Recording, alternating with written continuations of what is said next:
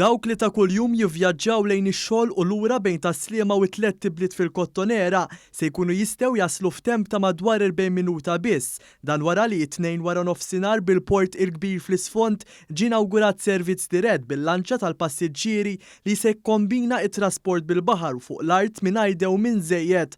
Il-passiġġieri se jaqsmu bil-baħar lejn il-Belt Valletta fejn se tkun qed tistennihom karozza tal-linja biex teħodhom in-naħa l-oħra tal-belt u minn hemm jirkbu l-lanċa li twassalhom bla terf ta' żmien fid-destinazzjoni finali tagħhom.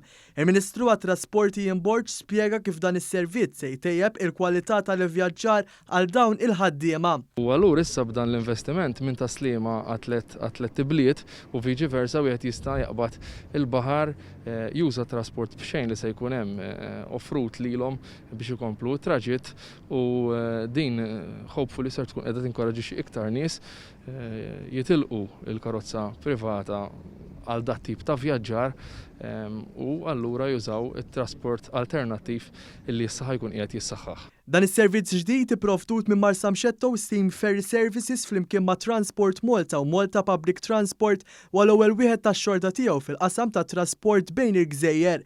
Mis-sena l-oħra is-servizz tal-lanċa ntuża l madwar 1,500,000 darba.